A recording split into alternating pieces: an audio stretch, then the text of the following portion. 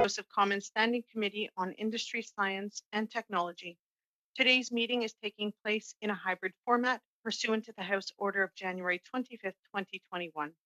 The proceedings will be made available via the House of Commons website. So that you are aware, the webcast will always show the person speaking rather than the entirety of the committee. To ensure an orderly meeting, I'd like to outline a few rules to follow. Members and witnesses may speak in the official language of their choice. Interpretation services are available for this meeting. You have the choice at the bottom of your screen of either floor, English, or French. Please select the language of your preference to receive the translation. Before speaking, please wait until I recognize you by name. If you are on video conference, please click on the microphone icon to unmute yourself. A reminder that all comments by members and witnesses should be addressed through the chair, and that when you are not speaking, your mic should be on mute. With regard to the speaking list, the committee clerk and I will do our best to maintain the order of speaking for all members, whether you're participating virtually or in person. As is my normal practice, I will hold up this yellow card for when you have 30 seconds remaining in your intervention, and I will hold up a red card for when your time for questions has expired. Please respect the time limit so that we can make sure everyone has an opportunity to ask questions. Pursuant to Standing Order 1082 and the motion adopted by the committee on Tuesday, on November 5th, the committee is meeting today to commence its study on the development and support of the aerospace industry. I'd like to now welcome our guests. De Aero Montréal, nous avons Suzanne. We have Susan Benoit from Aero Montréal, who is President and CEO. Aerospace Industries Association of Canada, Mike Mueller, Interim President and Chief Executive Officer.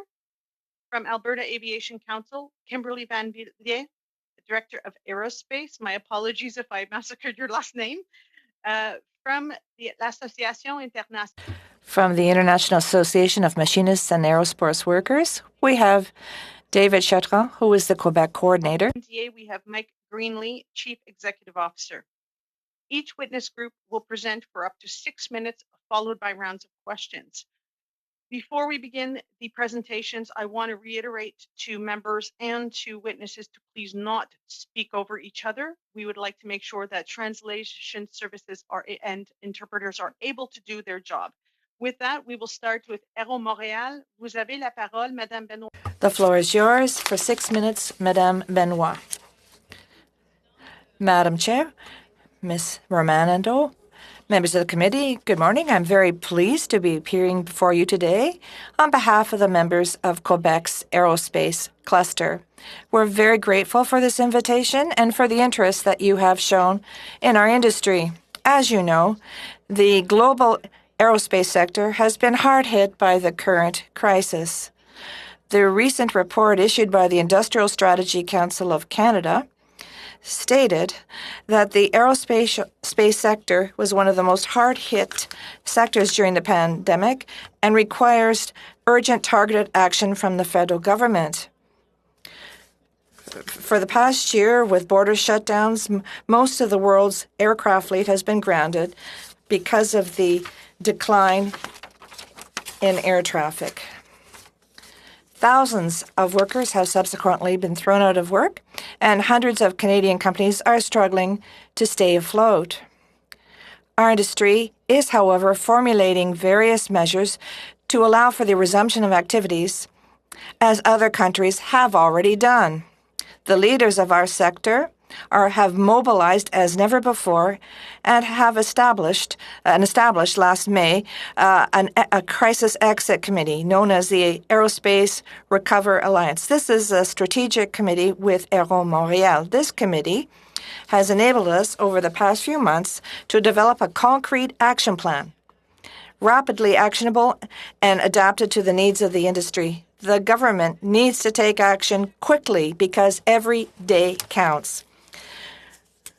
We are already seeing about a 60% reduction in requirements for new aircraft from airline companies, and it is forecasted that production will go back to pre-crisis levels in 2024, 2025. Before the crisis, the global aerospace industry had hit new heights. To meet the demand, many companies took on debt to keep up with production. They acquired new equipment, they invested in automation to increase productivity, or they expanded their facilities. At present, these companies have seen a 50% decrease in business. Many SMEs are now dealing with liquidity problems because of these investments, these capital investments, and also because of the protracted terms of payment, given that other investors have had difficulties as a result of this crisis. The extension of the Canada Emergency Wage Subsidy until the end of the crisis, which is anticipated to be in 2024, we hope, will enable us to keep qualified talent in the sector and ease pressure on the finances of our companies. We also need to halt the exodus of workers towards other areas of the world which benefit from government engagement, or to other industries that have been less hard hit by the crisis. The shortage of manpower will still be present once the sector gets back on its feet, and it is crucial that we maintain these employers working within these companies. The handful of nations that do have an aerospace industry support their strategic sector because they know that exporting high-tech products creates jobs and wealth. That's why they are implementing aggressive industrial policies to guarantee growth. To deal with the crisis, France has invested $26 billion in its aerospace sector, United States $80 billion, and Germany $10 billion. In Canada, we are still waiting for this targeted aid. What will Canada do to support this pillar of our economy? The aerospace sector is strategic and a key sector for the Canadian economy. It generates total revenues of $34 billion and contributes $28 to Canada's GDP. It represents nearly 235,000 direct and indirect jobs from coast to coast, including more than 43,400 jobs in Quebec, and it involves hundreds of SMEs and large companies. Our sector invested more than $1.4 billion per year in R&D, contributing to more than one quarter of manufacturing R&D in Canada. The sector exports more than 80% of its production, which contributes to the collective wealth of Canada. In the 80s, Canada ranked fifth in size in the global aerospace sector. Today, we have fallen to ninth place. Canada has set objectives that are very clear to reduce its greenhouse gas emissions and the renewal of the aerospace sector will play a crucial role in enabling Canada to meet these objectives. A large number of these initiatives undertaken by companies throughout the country are already being developed. For example, the development of low-emission engines using hybrid propulsion. These projects are part of a long-term strategy and require a radical transformation. We have the good fortune to have many operational technical assets in Canada, and we have qualified talent to participate in the green recovery. To support the aerospace industry and ensure its long-term viability, the federal government must become a strategic partner and implement quickly a national integrated aerospace strategy. This strategy, coupled with competitive financing, will enable Canadian companies to compete on an equal footing with other countries.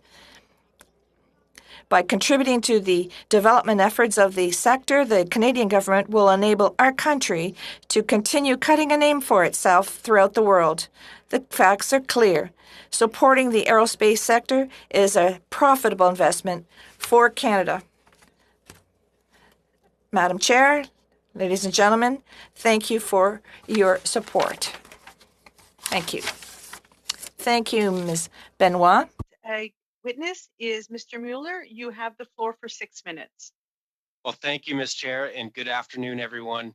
It's a real pleasure to be here on behalf of the Aerospace Industries Association of Canada. And it's also great to have Suzanne from Aero Montreal here as we represent mutual members in Quebec and we work very closely together. I know I can say for both of us that we appreciate your interest in our industry and willingness to work with us on the challenges we are facing. We know we are not alone in these challenges. Our entire aerospace ecosystem is feeling the pressure and is eager for a partnership with government. As chair and members, we appreciate the enormity of the economic and social challenges this government as you and you as parliamentarians are facing because of the pandemic. Our members are part of your communities and they are doing everything they can to ensure that 235,000 jobs generated by this sector are protected. But it has been a difficult task. More than 60 years ago, political leadership partnered with industry to build Canada into an aerospace sector that has become a global leader. Those political and business leaders had foresight and determination. We need that same commitment now more than ever as we are grappling with the economic effects of COVID-19. You may have seen in the Hill Times a simple advertisement calling on the government to do something that all our international competitors have already done, and that is work with the Canadian industry to establish a long-term, nimble sector strategy. I know many of you are thinking, okay, that should be an easy thing to do, and we agree. However, we have been calling on the government to do just that for more than 4 years now. Allow me to provide some background. Our members represent over 95% of aerospace activity in Canada, covering the civil, defense, and space sectors. Aerospace has been a driving contributor to Canadian prosperity for decades, responsible for the generation of nearly 235,000 jobs and over 28 billion annually to our nation's economy. And this hasn't happened by accident.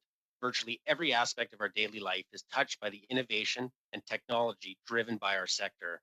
Our past political leaders knew investment would yield significant dividends, and their vision proved correct.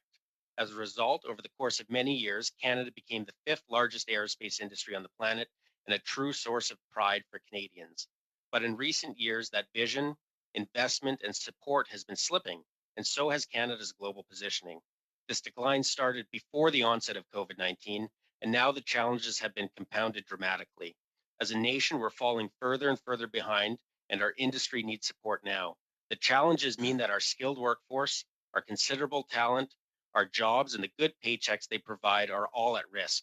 However, we recognize this, and we started doing the heavy lifting years ago. We laid out the basis for our needed sector strategy in our Vision 2025 document, and we have a path to once again make Canada a leader in aerospace. A path designed to shore up and leverage our strengths, a path guided by industry that laid out a vision for a revitalized aerospace sector that would yield significant results for our national economy. With the release of our roadmap, we called on government to join us and renew Canada's overall commitment to global aerospace leadership. We highlighted priorities and gave detailed recommendations. But to our dismay, concrete action was not and still has not been taken. Now, COVID-19 has significantly intensified the challenges.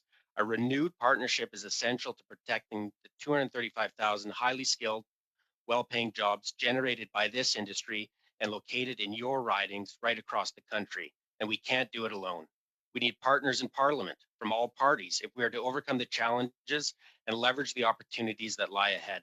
Other countries, our competitors, have realized this. And I cannot state this more seriously. Our competitor countries are positioning their sectors for the future to be leaders in this highly competitive field and the good paychecks that come with it. They are doubling down with new funding partnerships, and we require the same because they know that successful aerospace industries are built on strong, determined government industry partnership. So our question is, what are we waiting for here in Canada? We are one of the few industries without a strategy for our industry. And as a result, opportunities have been and will continue to be lost. We've had a global reputation for cutting edge innovation, a skilled workforce that is the envy of the world, and a strong supply chain that's second to none. And with our export intensity at over 80%, the aerospace, and in particular the space sector, are a natural fit to help drive Canada's economic recovery. There are so many untapped opportunities, including in driving new, high-value jobs, innovation, and leadership when it comes to green aviation, a stated priority of the government. But we need a plan and programs to capitalize on them. As I said, our competitors are taking action. They are factoring this in. They are implementing industry strategies and supports, yet Canada is not. So I'll close off my remarks today by asking you to consider the strategic nature of this industry. Let's ensure that Canadians can continue to take pride in our aerospace industry from coast to coast, to continue Canada's leadership in R&D and training, and most importantly, to protect our skilled workers in good paying jobs and the paychecks across the country, an overwhelming, I should mention, number being small businesses. So let's not be naive. Let's not lose our talent. Canada's main competitive advantage has been our skilled workforce, and we are losing it due to COVID-19. Let's also acknowledge that aerospace exists in a fierce, globally competitive marketplace, and once our jobs leave, they don't come back. So on behalf of our industry, we urge all of you to continue the tradition, stand by us, grow this sector for the future, and protect its legacy and its jobs. Thank you for your time. Thank you very much. Our next round of our next presenter is Madame Villet. You have the floor for 6 minutes.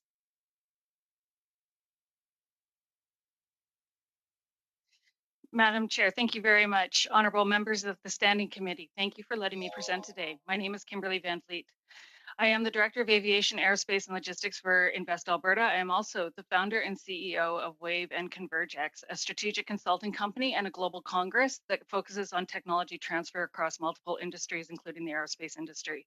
Today, I am honored to present to you as the Director of Aerospace for the Alberta Aviation Council, a catalyst for industry growth and the voice of aviation interests in Alberta. You have heard that the aerospace sector is an umbrella industry. It's an engine that powers economic growth and investment we desperately need for middle-class jobs in communities across Canada to build back better. The unique opportunity. There lies before us a nation-building opportunity on an order of magnitude of the Trans-Canada Highway. The opportunity, the creation of the Canadian Centre of Excellence for Aerospace and Aviation Research and Training, CART as we call it, which will attract foreign direct investment to link sustainable and responsible northern development, accelerate Canada's Arctic sovereignty, and grow Canada's middle class through the advanced manufacturing of jobs and training for Indigenous peoples, youth, and women. This opportunity will also provide job transition and export development opportunities to Canadians from coast to coast to coast. The perfect storm. As Arctic tanker traffic increases and global forces transcend upon the Arctic with repeated nation-state incursions into Canadian waters and airspace, the challenges for facing Canada's Arctic sovereignty are increasingly exponentially. We are also facing post-pandemic economy recovery challenges. With job and business losses never experienced before, some of our hardest hit communities are women.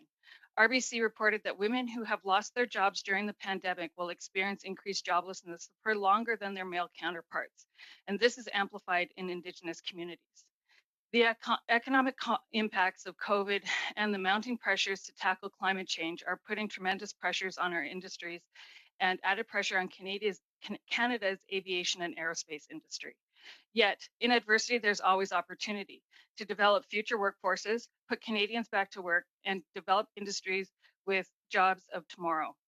There are countless technologies awaiting development that have yet to be imagined, markets waiting to be explored, and Canadians that are ready to build back better. The vision. The CART is a set of shovel-ready, finance-ready projects in Alberta. The Alberta Aviation Council is a supporter of this initiative, which was created by many devoted people, communities, and organizations. The main campus of the center would be an innovation hub in the Edmonton area, where companies converge to develop new aviation, aerospace, and defense technologies with a focus on space and unmanned systems. The center, a supercluster of development, would accelerate new unmanned system platforms, material science, propulsion systems, fuel research, and ground systems. Canada and Alberta, with our highly skilled and technical workforce, could lead to global use of nanotechnologies, AI, and advanced computing in aerospace. This center would also be a nexus of aerospace and aviation education for underrepresented groups and provide access to Alberta's world-leading engineering and business talent at a critical time for an area of the country that has been hardest hit by sectoral downturns and global health pandemic. Augmenting the campus, the center would also manage an air corridor, the largest on Earth, for research and testing of unmanned systems with continuous beyond visual line of sight operations from southern Alberta all the way to the Arctic. The center's programs would help fund accelerate Alberta's Arctic Gateway infrastructure and would leverage Alberta's research institutions that specialize in space systems, ethical fuels, hydrogen fuels, computing science, and advanced materials, materials that are critical in the low carbon energy transformation. Alberta is with its unique position, is home to the Alaska Highway, a critical jumping off point to the United States and its waterways to Hudson Bay. And with Edmonton being one of the world's most northern metropolises, has the population and infrastructure needed to support northern development. The Centre would also support Canada's Arctic sovereignty programs by linking Alberta's 4 military bases and the Centre's massive flight corridor to accelerate development of testing of unmanned Arctic surveillance platforms. All of which means jobs for Canadians and technologies that can be exported around the world.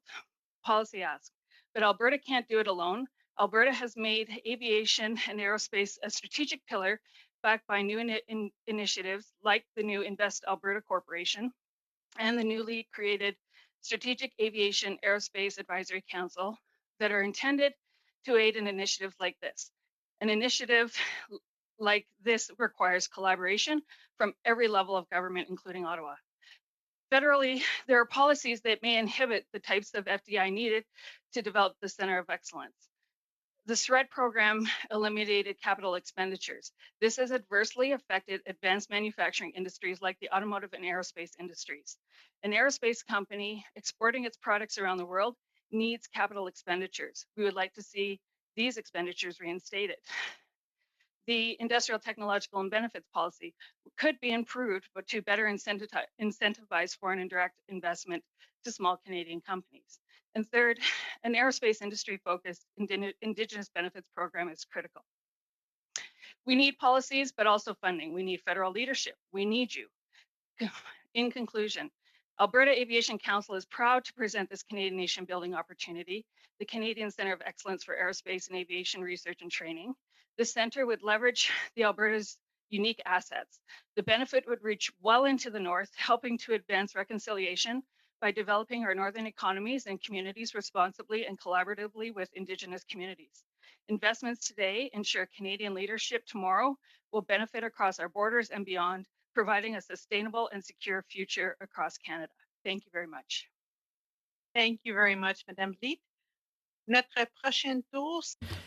Our next witness is Mr. Chartrand. You have the floor for 6 minutes. Members for giving us the opportunity to present our views.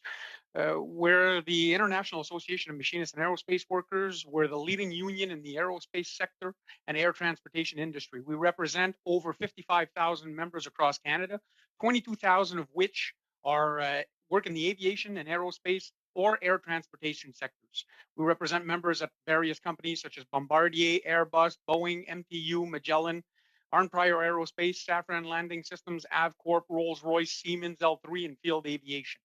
With numerous members across Canada who work in aircraft parts manufacturing, aircraft overhaul and repair, we have workers across Canada, and our members proudly complete work for commercial and military purposes. Given the crisis the aerospace industry faces now, but has also experienced over the last several years, we want to bring a two-part solution to the committee's attention. One targeted at a short-term solution to address challenges related to the pandemic, and the other a long-term solution to build a globally competitive industry. We also put forward a case study of a funding model that successfully supports aviation and aerospace while also building a resilient and competitive industry for the future. The importance of the aerospace sector, as Mike and Suzanne have already said, the aerospace sector is a large contributor to the Canadian economy, some 28 billion annually, and is also export intensive as an industry. 93% of aerospace manufacturing firms were exporters, which is 44% higher than the manufacturing average. The industry is also a source of well-paid, stable, unionized jobs that support middle-class Canadians. In the Canadian labor market, the aerospace industry employs more workers than the auto industry by a large margin, 208,000 people versus 123,000 workers, or 60% more workers than the auto industry. Yet to date, the industry has seen little direct support as a whole. Unlike its competitors, Canada relies much more on aerospace as a source of revenue, yet in comparison to its competitors, it has been doing the least to support this nationally important industry. Not only does the industry generate significant value, Canada also ranks as the second most attractive country for investment in aerospace, meaning the industry also attracts businesses and foreign investment. Aerospace manufacturing is the most intensive in research and development, which is 6 times higher than the manufacturing average. Research and development in the industry enable the work of several federal departments and have spillover effects in other industries and applications in everyday life.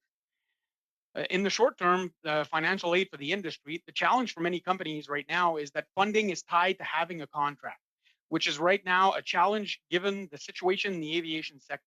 Many airlines have put contracts on hold or canceled, leaving aerospace companies in a precarious situation. Loans and grants need to be accessible to companies who support smaller businesses, SMEs, in the supply chain, ensuring the viability of the Canadian supply chain, which is well established. Funds must also be used for operations and bolstering production and must not be used for corporate bonuses, share buybacks, or anything else that is not related to maintain production and workers on the job. This is also an opportunity to tie loans and grants to incentives for the industry to move in the direction of green technologies, which are proving to be the future of aviation and aerospace. Aerospace Innovation Fund, meant to provide a direct form of investment to the industry. Research has shown that government spending, much like in other areas of the economy, stimulates corporate spending in the industry on a ratio of 1 to 4. Through this fund, the government could also encourage the shift to green technologies, ensure contracts, both commercial and military, are available for Canadian companies, OEMs, and SMEs. A bank premised on EXIM, like in the United States, enable access to free interest loans for research and development, investments in new technologies, ensuring the vitality and competitiveness of these industries. The bank would also offer tax credits and deductions for R&D, which is important given how research intensive the subsector is. EXIM's direct funding ensures working capital guarantees, export credit insurance, and direct loans at competitive rates to foreign buyers who make purchases over $10 million. Bank financing could also be tied to employers who provide on-the-job training, skills, upgrading, and training for new technologies. An aid package model like in France, funding to Air France, Airbus, as well as major French parts suppliers through direct government investment subsidies, loans, and guarantees. The plan included funding to smaller suppliers in the supply chain and small to medium businesses through a special fund jointly financed by the government, Airbus, and other big manufacturers. France's public investment bank, BPI France, will provide a total of around 500 million euros in loans to Airbus, Safran, Dassault Aviation, a military and commercial aircraft manufacturer. And sales. To ensure its industry's viability, France's defense and interior departments will increase orders for 600 million euros worth of Airbus aircraft. A critical part of funding is that the plan include a long-term vision for the industry, enhancing the country's future competitiveness by requiring companies to shift investments to low-emission aircraft powered by electricity and hydrogen. The goal is to produce aircraft that is carbon neutral by 2035. And when we look at the long-term industrial policy development, a national policy to address the fragmentation of the industry, encourage coordination between the provincial and federal jurisdiction, also between regional clusters who operate independent of each other. The policy would have to include a labor strategy to address skilled labor shortages, which have been exacerbated by the pandemic due to layoffs that mostly affect junior employees, while pushing more senior workers into early retirement. Training and education earmarked money from a federal level to provinces designated for training programs, apprenticeships, and Red Seal programs. A cluster policy based on regional innovation systems includes support for academic industrial research cooperation and procurement, including small to medium enterprises by ensuring they are able to win contracts that would also apply to procurement for military contracts, which has been essential for aerospace companies and workers in Canada like MTU and British Columbia. Thank you. Thank you very much, Mr. Chartrand. I now turn the floor over to Mr. Greenlee. You have the floor for 6 minutes.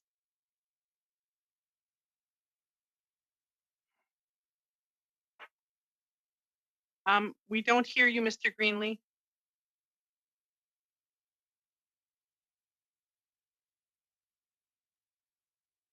Mr. Greenlee, we're not picking up any sound.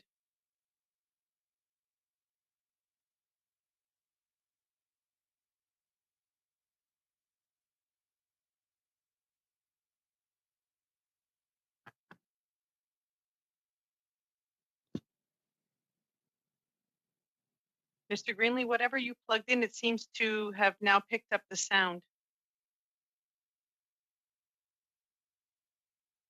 Hopefully you can hear me well. We can hear you now. Please go ahead. Okay, I apologize for that. I was trying to improve my technology. And I made it worse. Thank you for the opportunity to make a presentation to the committee today. As opposed to an association, I'm now speaking as a corporation on behalf of MDA. MDA is a homegrown story of innovation and entrepreneurship. In 1969, University of British Columbia professor Dr. John MacDonald and his physics grad Vern Detwater founded MacDonald Detwater and Associates. Their goal was simple: to create an advanced technology company where talented engineering graduates could find employment in British Columbia.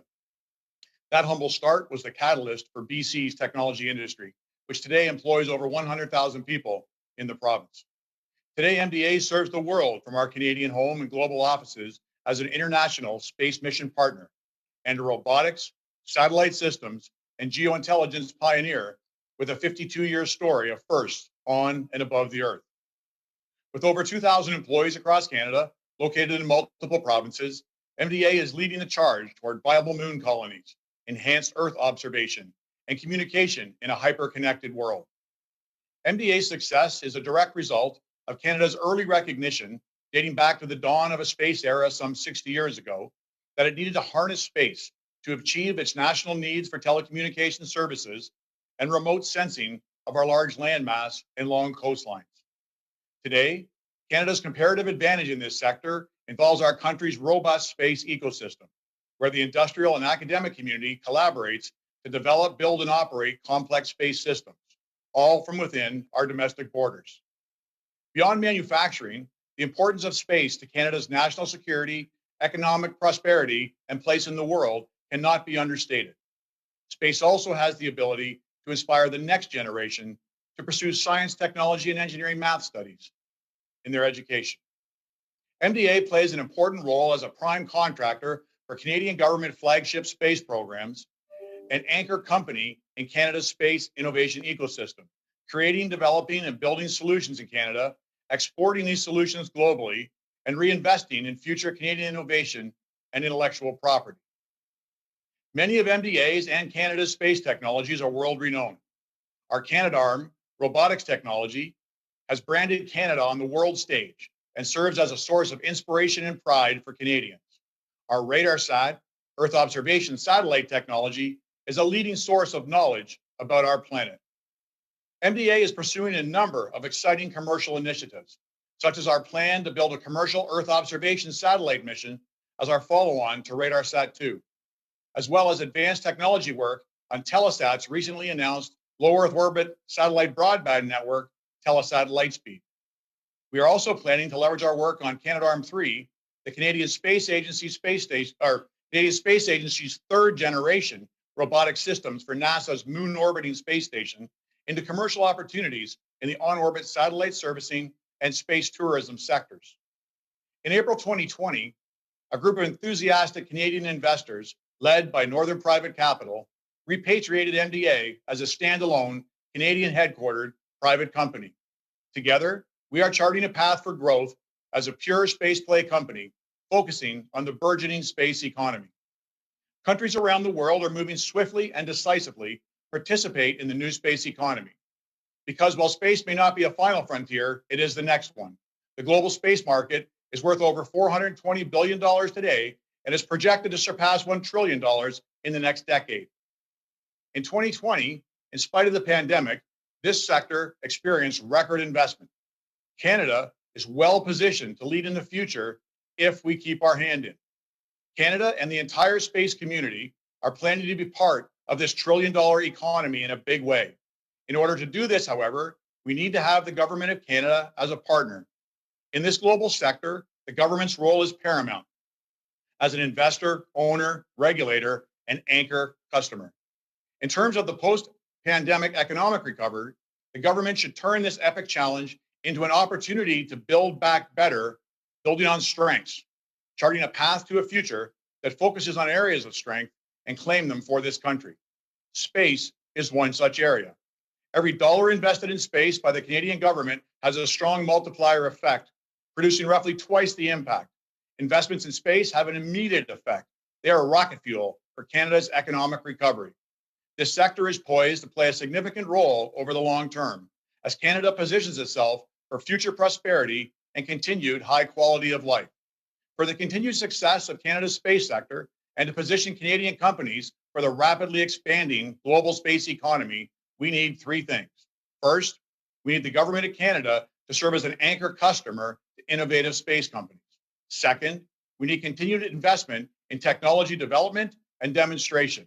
There are a number of opportunities for Canada to do this for projects that could be active right now. Third, we need a long-term space plan that outlines the government's planned investments in space, as well as a modern regulatory framework. In these times of economic uncertainty, the space sector is a light on the horizon. With investments in space paying strong dividends now and over the long term, the sector is ready to play its part to help our country build back better. Thank you. Thank you very much. And now we will start our rounds of questions. We will start with MP Dreeshen. You have the floor for 6 minutes. Well, thank you, Madam Chair, and thanks to all of our witnesses. First of all, I'd like to direct my first question to Ms. Van Vliet. I'd like to address the issue about the funding that has gone into regional routes and smaller airports in Alberta, and some of the impact that has taken place because of COVID-19. So, first of all, can you tell me what assistance they have had so far, and is there further assistance that is required? Thank you for the question. Is there further assistance required? I would say yes, there is needed further assistance. As for what has been given, I do not have the exact numbers in front of me, so I would have to get back to you on that. Well, some of the suggestions, you had some actions that had been presented, and the actions included things like ensuring that all of the airports, regardless of the ownership model, were eligible for the support programs implemented to combat COVID-19, suspension of federal excise and carbon taxes on jet fuel and gas. Can you elaborate on some of those types of issues? This was the Alberta Aviation Council signed a letter to the Prime Minister last May, where all of that was outlined. Can you expand upon that? I'm sorry, I can't at the moment because I'm not up to speed on that. I apologize. Okay, well, that's fine. Then let me address my next question to Mr. Mueller, Aerospace Industry Association of Canada. Your organization recently noted, and I quote, if the government partners with our industry, recognizes the strategic importance that we bring to the table, that the 235,000 jobs and over 25 billion in annual GDP, 1.5 billion in research and development, that you'll be in a position to help Canada overcome its massive deficit. I wonder if you could expand on that, and what would be the best way for us to partner? What steps does the government need to take? Mr. Mueller? Oh, well, thank you greatly for that question. And one of the real opportunities we see with the aerospace sector is exactly your point, Mr. Dreeshen. How can we contribute to the economic recovery? And as I mentioned in my opening remarks, with over 80% of what we produce export related, there's a real opportunity to do that. But one of the things that we're really lacking is that sector specific strategy. We have all our international competitors around the world doubling down on innovative and high-paid industries such as ours in the aerospace and space sector, and there's a real opportunity there to help contribute to the economic recovery. But we really do need that sector-specific strategy. We're one of the only countries in the world without that. And on the space side, I would agree with Mr. Greenlee. We need that long-term funded space plan in addition, because the amount of money you put into the aerospace sector, you get dividends out of it. For example, on wages, we're 25% higher wages than the average manufacturing sector. And the other thing I would also mention, which is very key, is that in the aerospace sector, we are in an absolutely fierce, globally competitive marketplace. And once those work packages leave, they don't come back. And as companies are looking as to where to invest overall, they're looking for that signal from government that they are there and that they are supportive. Thank you. And I was fortunate enough a couple of years ago to go to the Paris Air Show, and had a chance to take a look at all of the innovation and the companies that that are Canadian-based, and especially to talk about our space economy. And again, I was surprised that there were so many companies from Western Canada that were associated with this. So perhaps, Mr. Greenlee, could you explain what challenges stand in the way of our space economy to help us with this economic recovery for Canada's aerospace industry? What actions could the federal government take to accelerate the recovery of the industry? And how should the federal government transition from helping the industry survive to helping it recover?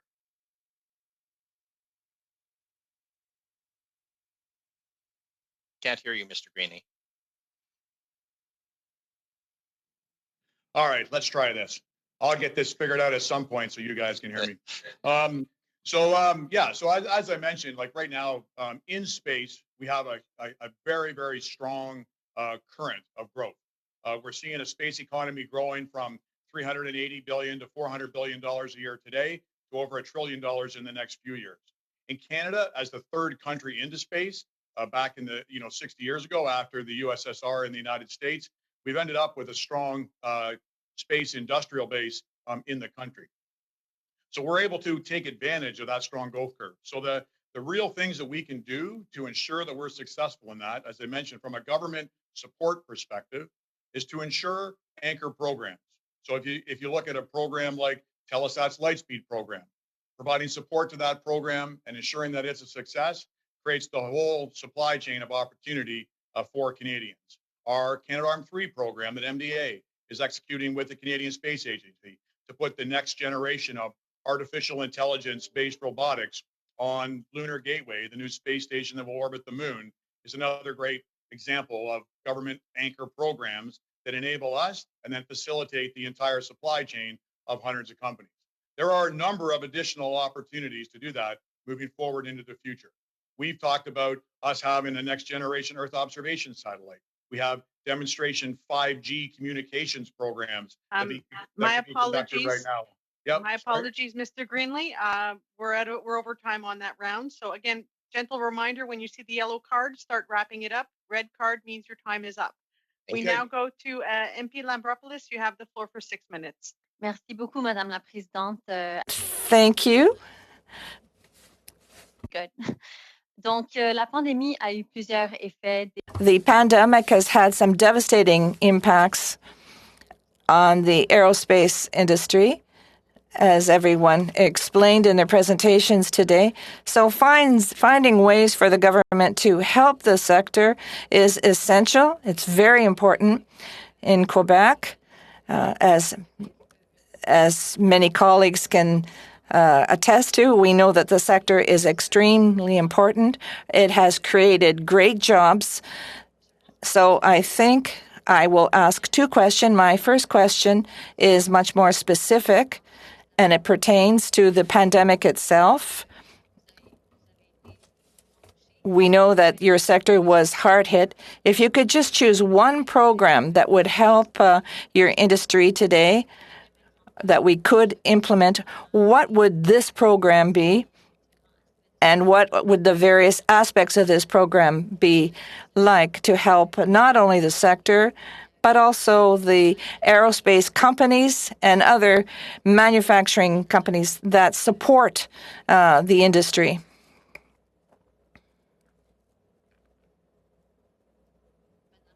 Perhaps we could begin with Ms. Benoit. Yes, thank you very much for your question. Indeed. We talk a lot about programs and projects, so it's important that the government, that the federal government, that is, come up with a global aerospace strategy. We know that we are now turning towards a green economy, so we're prepared. We already have projects underway. And what we're asking the government to do is to have a program that's dedicated to the aerospace sector, to have experts that accompany us as partners, as we see being done in other countries throughout the world. We heard about France, who announced a huge program for the manufacturing of hydrogen engines. They have made a real commitment. The whole world knows about this program. So with all the resources that we have in the sector, with our savoir-faire, we could have a program like that that would mobilize us and help the industry from east to west. We already have an idea for a program for hybrid propulsion using electricity or hydrogen. And we already have 50 companies that are involved in working on this project throughout the country. And but the federal government has not shown any commitment to this or engagement to this project.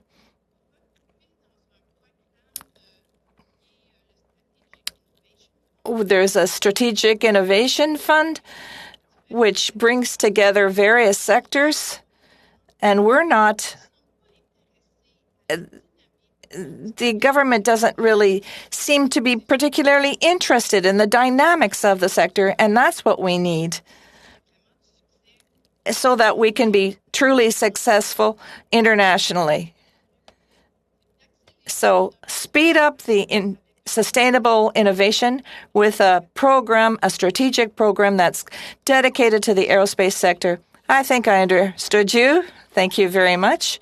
But that's more long-term, no, short-term, because the danger that we're seeing right now is that the talent, the people who have invested in programs, in SMEs, in the supply chains, we've done some very good projects over the past few years, but with the crisis, everything has come to a halt. Do you know that we're losing we've lost 50 to 60% of our business. So what's happening is that the huge talent are now turning to other jurisdictions in the world where the governments have made a commitment to supporting the sector. So losing this talent, these good jobs in the aerospace sector, would be disastrous. So it's urgent. Every minute counts. And we would have thought that the government would have taken action back in May or June of last year.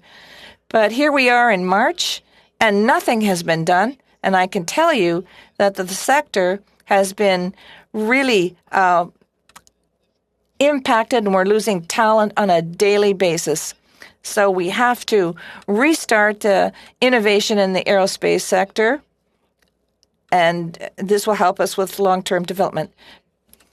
On similar points in your presentation, you spoke about having a long-term plan and a strategic partnership between aerospace and the government. If there was a more specific program that was based specifically on aerospace, what would you want this program to include? Sorry, was that question to me? Yeah. Excellent. I would echo what Miss Benoit said. The first and foremost piece that we need is that sector strategy. Absolutely critically important. Those investments are being made, and when companies look at where to make investments, they're looking around the world, and they're looking to Canada to see the support that's there, the funding support. We can be world leaders in green aviation. We just need a willing partner in government. I see the time is up. Thank you so much. Notre prochain tour. So our next round will be for Mr. Savard-Tremblay. You have the floor for 6 minutes.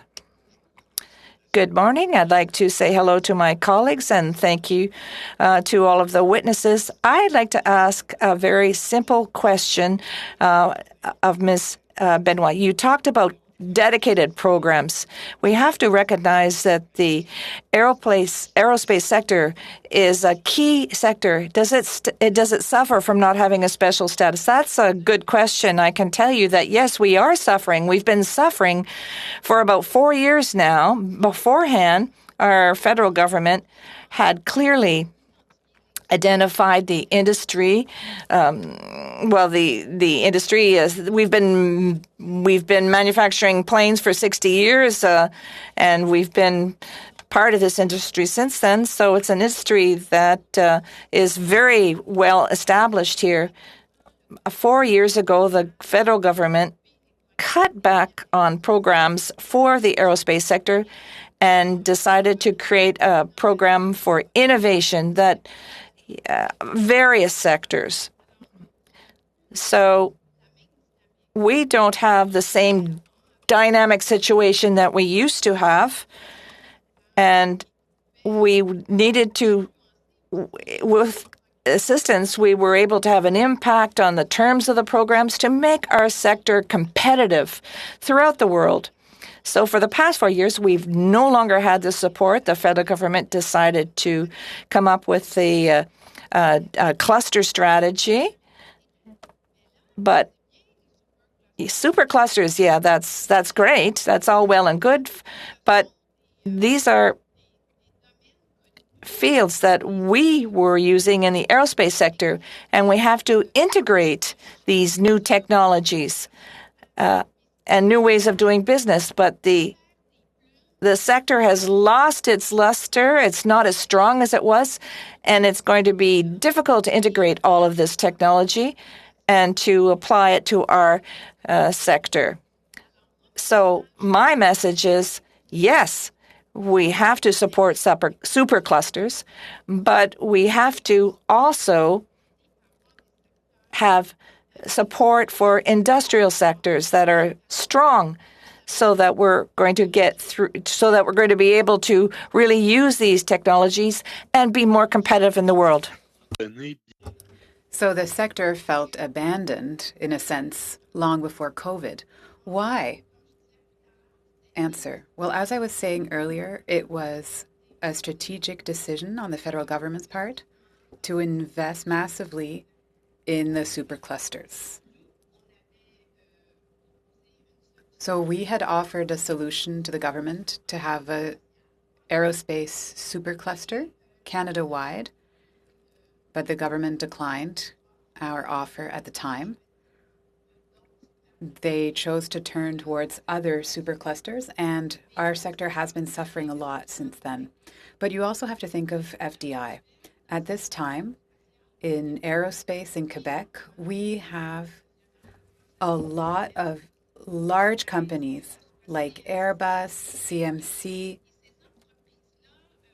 others, and they have headquarters elsewhere in the world, in the US, in France, or elsewhere in Europe. And the decisions over the last 4 years are based on government commitments where they are investing. So is the government in that location committed to aerospace? Are there dedicated programs available? Are talents supported in the country of investment? So we are fortunate. We have Airbus here in Quebec, and Airbus is shining in Canada. It is present elsewhere in the country as well. What a fantastic opportunity to show Airbus that we are committed to aerospace with programs that are dedicated, as I was saying earlier, that could possibly convince Airbus to innovate in terms of hybrid propulsion, for example, and hydrogen.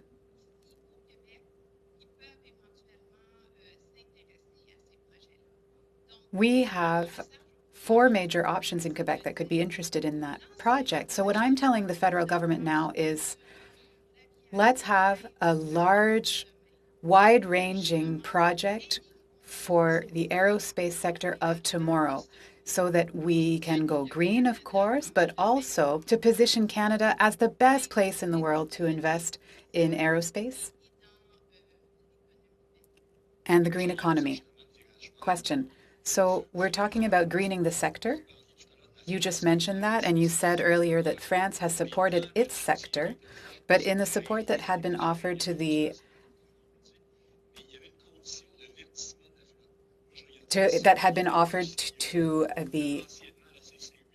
flying to airplane sector rather than aerospace right now, we have the A220 here. If we have a greening of the sector, that means that there'll be tremendous sales of this particularly green airplane. Yes, I agree with you, because it is an optimized aircraft in terms of energy consumption. It pollutes less. It is more respectful of the environment. And also the renewal of the cabin air during the flight, which is important for us these days. Yes, indeed. I see the red card. I'll stop now. Mr. Garrison. 6 minutes. Thank you very much, Madam Chair. And I want to start by thanking the witnesses for being here this morning to remind us all of the importance of government assistance for a restart in the aerospace industry to make sure we don't lose permanently manufacturing jobs, disrupt the supply chain, and Madam Benoit pointing out that we might lose the expertise that will allow future development of the industry.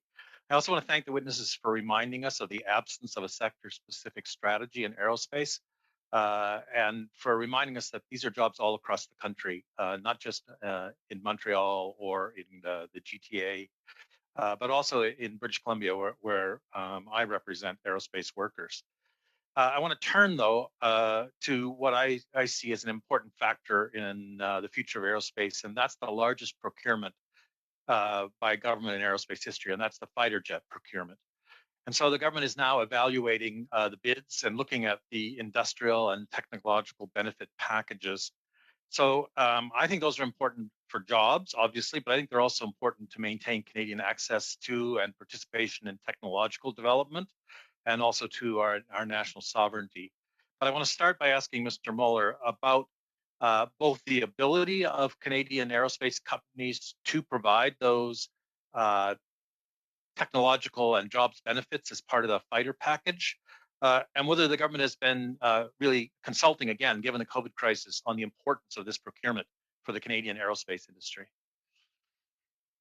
Well, thank you for the question. And again, being the National Industry Association representing over 95% of aerospace activity in Canada, we don't usually comment on specific when it comes to procurements that involve individual member companies and those that are going on. However, generally speaking, we have long been advocating for action to maximize defense procurement and government partnerships to drive industrial growth.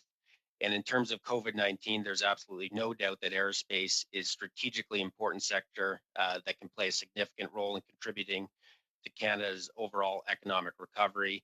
And this is a message we've been stressing in our discussions with government, including calling for the acceleration of planned program spending in both defense and space. But I think, again, it goes back to the original call that I made in my opening remarks of the need for a sector-specific strategy, because that would then encompass every aspect of aerospace, including civil, defense, and space, to ensure that benefit to Canadians are absolutely maximized. And you're absolutely right. There's some just amazing companies out in British Columbia doing some amazing things.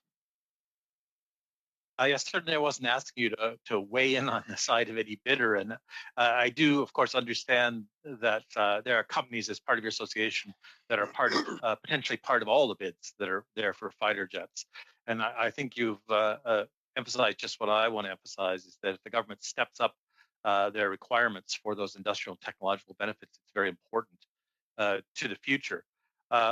I know that one of the bidders has promised a lot of research and development centers, and others have promised more jobs. So I'm not also weighing in on the side of any bidder, but on the importance of that work. So I really want to ask the same question to Madame Benoit, given the importance of aerospace in the Montreal area, about this potential benefits of procurement to the aerospace industry and the ability of Canadian industry to provide what we need for Canadian fighter jet support.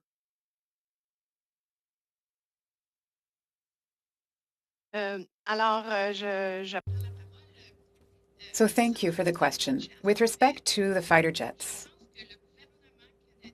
I think that the Government of Canada has tremendous purchasing power at this time with these big contracts that are coming for foreign companies, because we all know that unfortunately Canada does not have the industrial capacity to build a fighter jet here locally.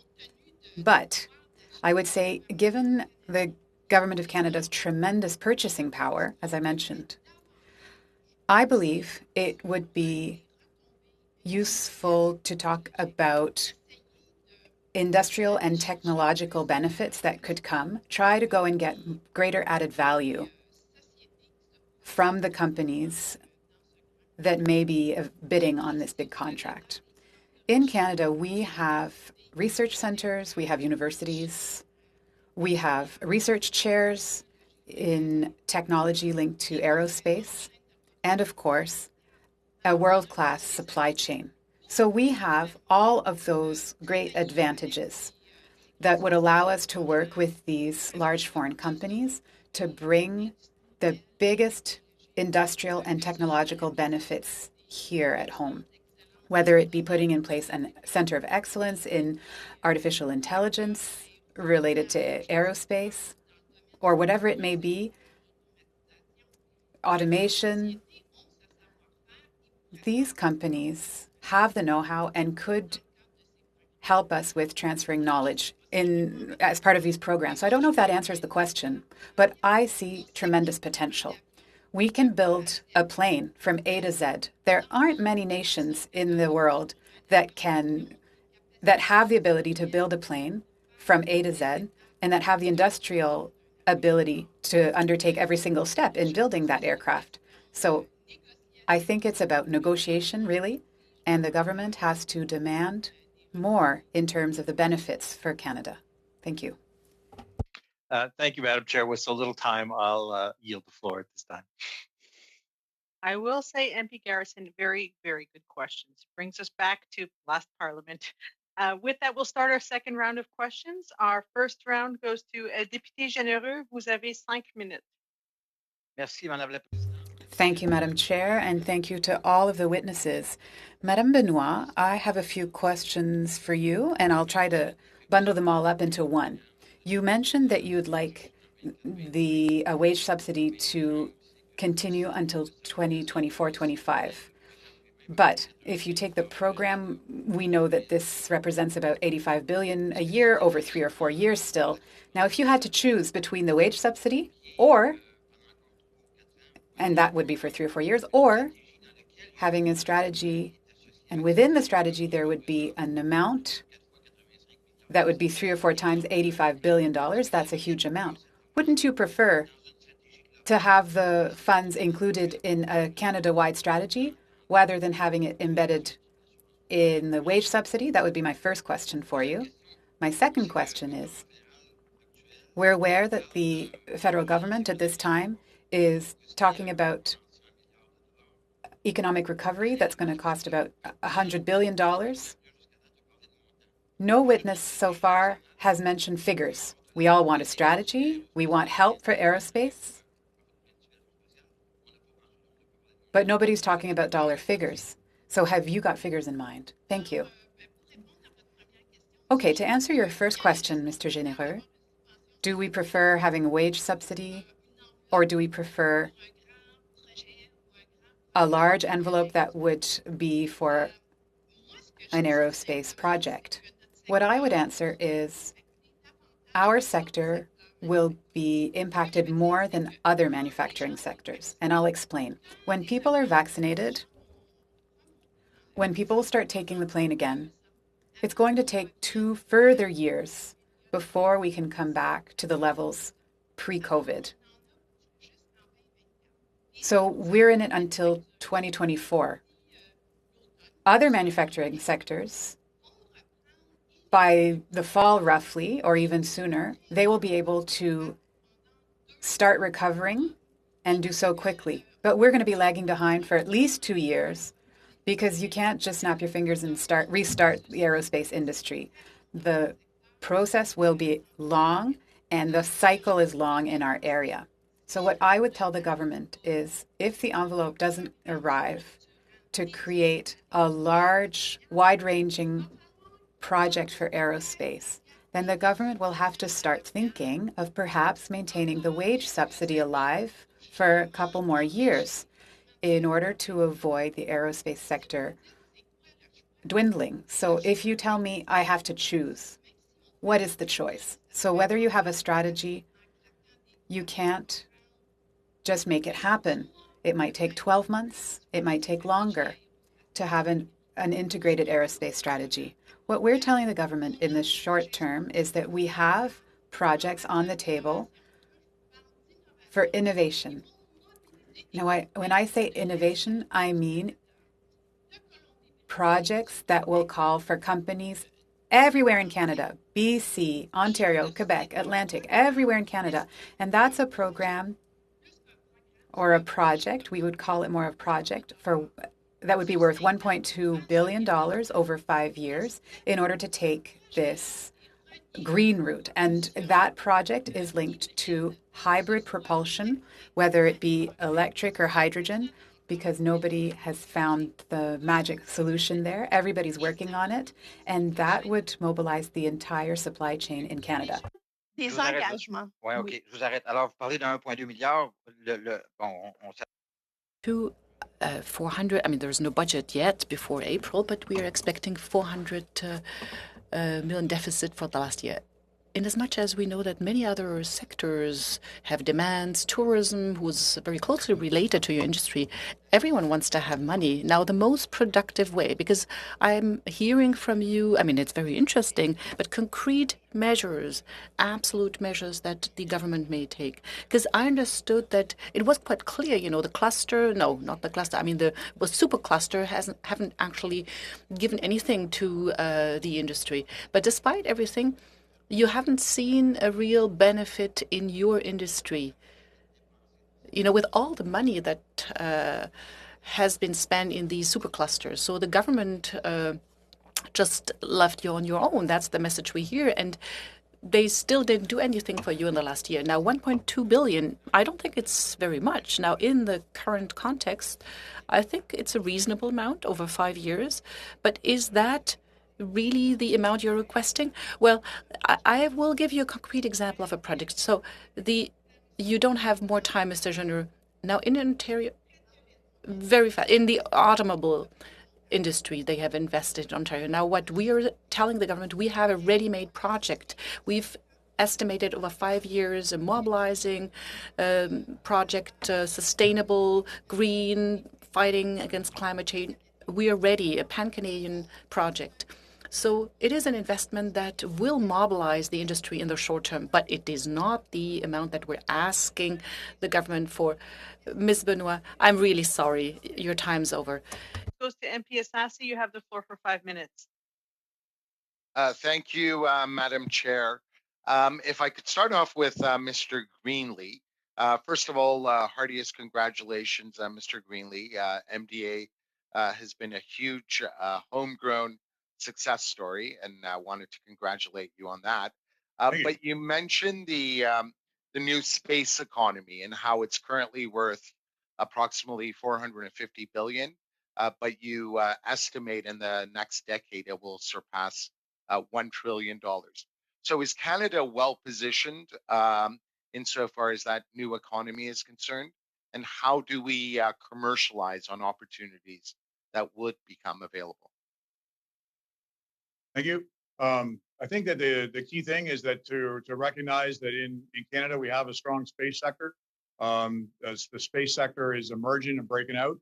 The space sector shares a number of the supply chain participants with the aerospace sector, which means that with this rapidly taking off space economy, as we double down on success in that market, we have definitely the foundation to grow. In terms of having key government programs in the areas of Earth observation, in the area of space-based communication, and the area of space exploration, as we now start to return to the moon, as society now goes to inhabit the moon in the 2024s, ensuring Canada's participation in those anchor programs would provide the foundation for us to be able to then further commercialize the outputs of those programs into the market. We are seeing that on Canadarm3 with immediate commercialization opportunities for on-orbit servicing and space tourism, and we would see that in the other areas of Earth observation communications as well. Thank you very much for that. And now if I could turn to Madame Benoit, please. Ms. Benoit, you were explaining to us that several countries have provided some assistance to the aerospace sector. And given that our approach has been a tiered approach, I'm sure you're aware that, for example, so far, Canada has supported the aerospace sector with approximately $2 billion with the Canada wage subsidies, We've always been supportive so far as R&D is concerned, insofar as IRAP investments are concerned. But you were touching on the experience of other countries. I think you specifically alluded to the US, Germany, and the UK and the support that they have so far provided.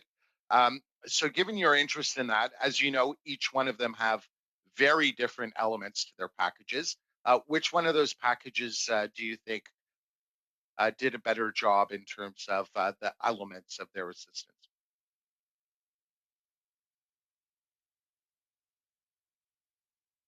Mais comme je mentionnais, As I was mentioning earlier, it is very important to support innovation. You know, the aerospace sector is an innovative sector.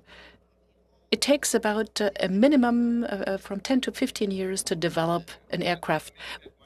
Specifically asking about the packages that were put together by each one of those three countries. Which elements did you like in each one of those packages, comparing the different approaches that were adopted? Well, it's a national positioning of these countries. For example, in France, they, as I mentioned, they have positioned development of green aircraft, hydrogen aircraft. So there are specific amounts that have been allocated for that. Then they discovered that the companies, the SMEs, were suffering a lot in the supply chain because the larger, aircraft weren't, because the airlines do not purchase. Is a better approach for our country as well?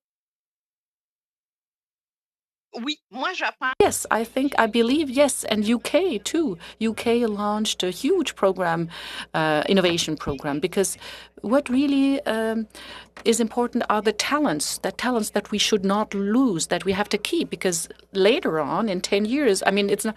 Question as to the specifics of those packages. the UK government, yes.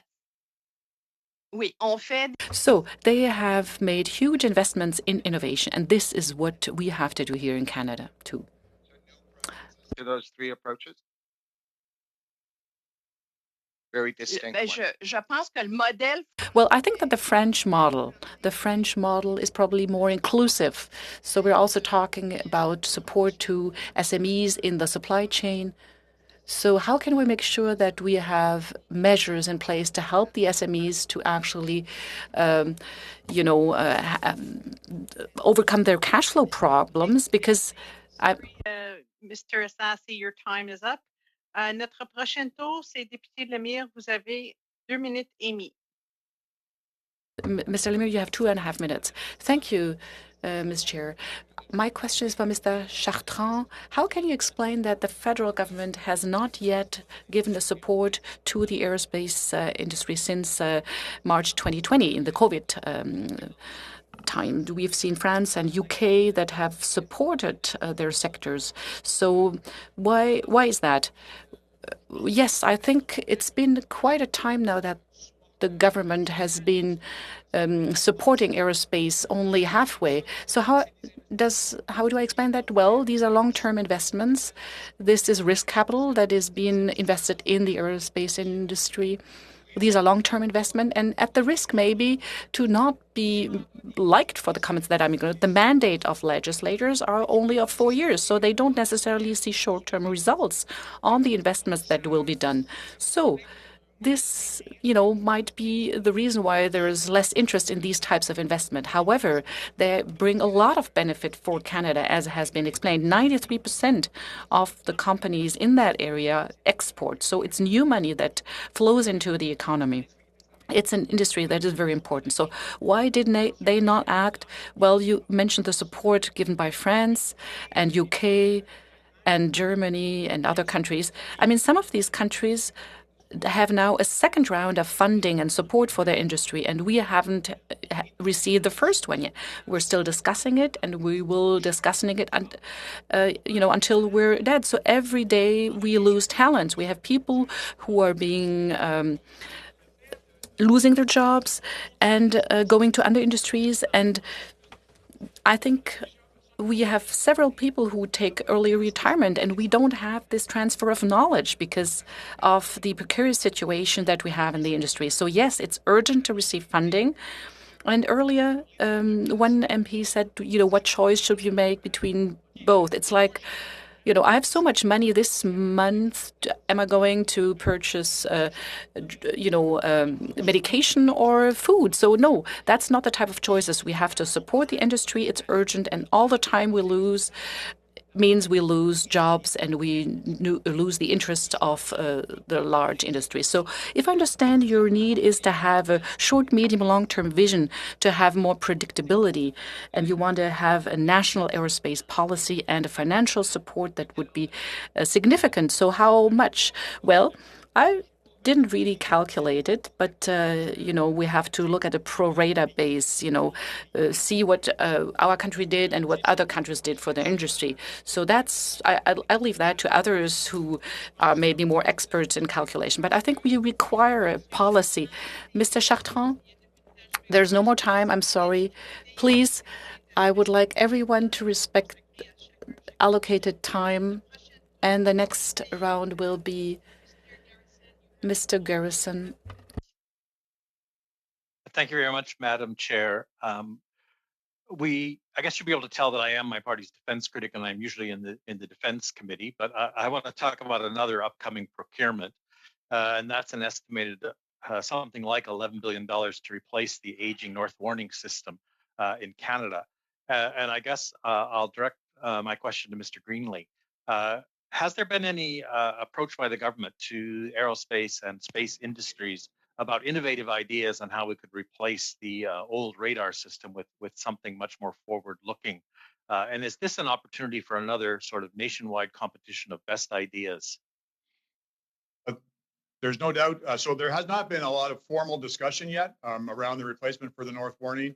You get that in casual conversations in the background and stuff. People obviously see that coming. Certainly, there's an opportunity there for ground-based technologies to sense over the north, in addition to leveraging space-based technologies in combination to be able to have a solid solution. Canada would certainly have the capability in its industrial sector to deliver that. Firms like ours are in positions to lead that kind of a discussion. So it's absolutely an opportunity for a program to be able to engage the industrial base in this area. But so far, there's been no formal consultations at all with the industry. Not that I've seen. So here's another good idea we can pass forward through both defense and industry for the long-term future of the aerospace industry. Absolutely. Yeah. I want to return to the question of green propulsion. Same kind of question to Madame Evois. I think she may have already answered it, but I just want to go back and say, or ask, what's been the government response to this idea? Has there been any concrete talks going on or any acknowledgement of what a good idea this seems to be?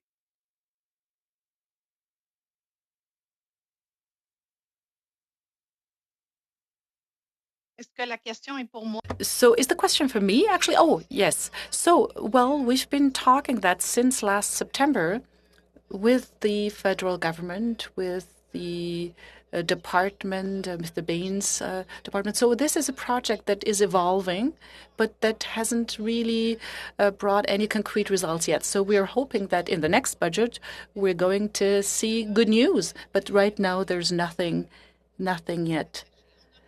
We met with the new minister, Mr. Champagne, on that topic. Thank you very much. Goes to MP Baldinelli. You have the floor for 5 minutes. Thank you, Madam Chair, and I'd like to thank the witnesses for being with us today. I'd just like to follow up on some of the questions that were asked and ask Mr. Mueller. In terms of your comments earlier, you had mentioned your association had proposed the 2020 vision document, and you said you have yet to hear for 4 years. I mean, I just want to see if that's correct. I mean, I'm looking at the document and it talks about 6 priorities for prosperity, and it seems like all of those initiatives still apply today. I mean, increase for workforce, ensure small and medium enterprises have access. The new technologies, green propulsion. I mean, even talking about procurement ideas.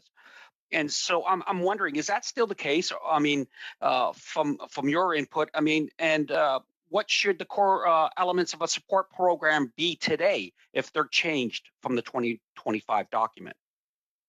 Well, thank you very much for the question. And the Vision 2025 document is still very much relevant today. And I would even say more relevant today, considering everything that's been going on. But maybe if I could just go back to the touch on a comment I made in my opening remarks about the commitment of past parliaments to our industry, because I think that's instructive to your question too. And support for the aerospace industry is absolutely longstanding, such as the 1959 Defense Industry Productivity Program, replaced by the Technology Partnerships Canada Program in 1996, and then by the Strategic Aerospace and Defense Initiative in 2007. And these were all aerospace-specific programs. And these were all replaced by a sector-agnostic program in the Strategic Innovation Fund in 2017. And the real concern for the industry was when aerospace was shut out of the Supercluster Initiative in the past few years. And as I said before, as aerospace is a globally competitive industry and other countries are doubling down on supports, we need the government to do the same here. And we need the government to send that signal that Canada supports and views its aerospace industry as strategic. And that needs to come through, again, a sector strategy. And I think the Vision 2025 document lays that roadmap down very well. And also programming that is not sector agnostic. When we look internationally, if you look at the competitiveness, the number one competitive advantage we have is our skilled workforce. And 100% that is absolutely true. And we have the real danger now of losing some of that competitive advantage. But at the bottom of that scale is the support and the signal that the government is sending. So we're very much looking in the next budget upcoming, to send a signal that Canada views aerospace as strategic and also important. Well, thank you. I'd like to follow. Merci beaucoup. Puis pour revenir à cette question de la main-d'œuvre qualifiée. In your Vision 2025 document, you talk about it, inspire, recruit, train, and hire 50,000 students from Canadian universities, colleges, and vocational schools. I mean, I've got 3 aerospace firms in my riding alone: Genair, Fleet Aerospace, and Airbus Helicopters.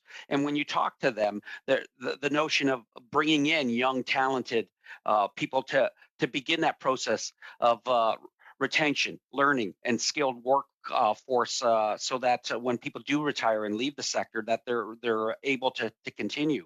So, I mean, to your point, what is needed from that standpoint? I mean, maybe even Mr. Chartrand can offer some insights as well on that.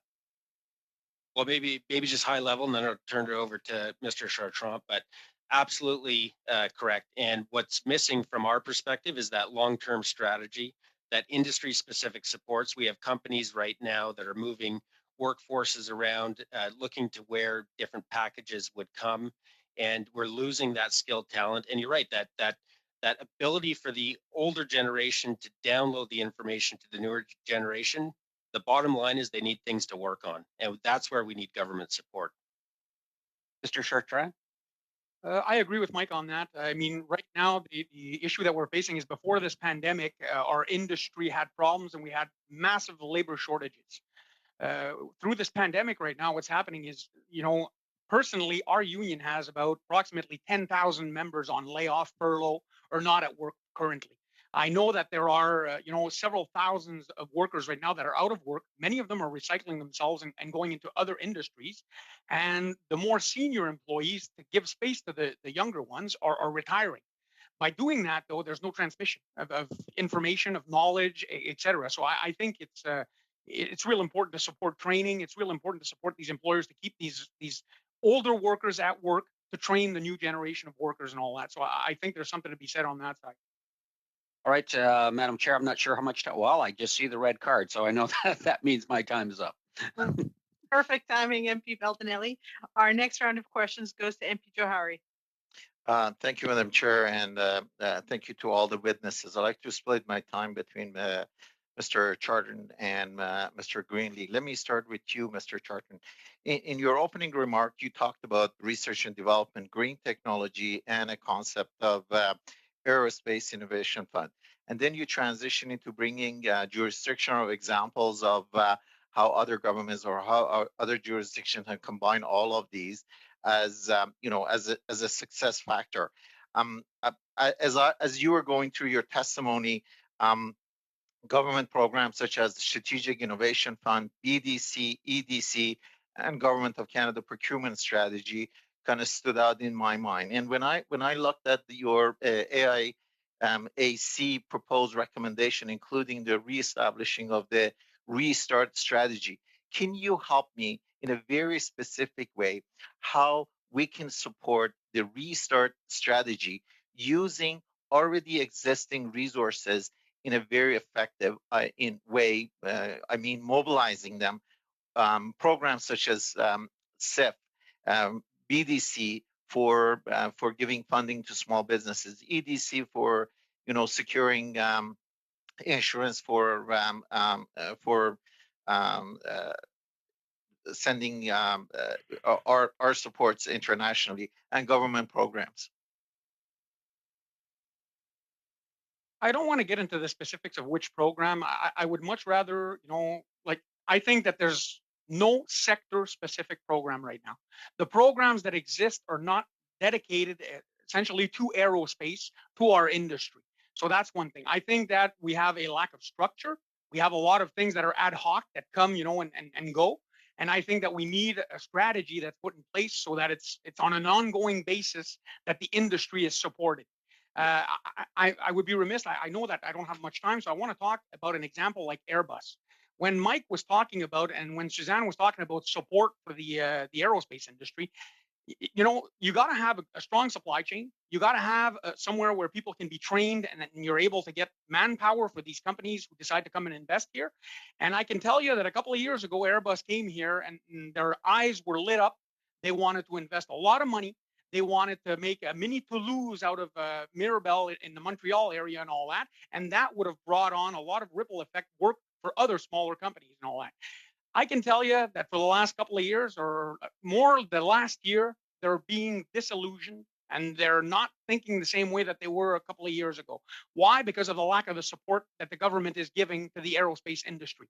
So when these companies do their 5-year plans and they're looking at where they're going to invest, where they're going to grow, they're not looking as interested in Canada as they did in the past because of the laxism, because of the time that it's taking to support our industry.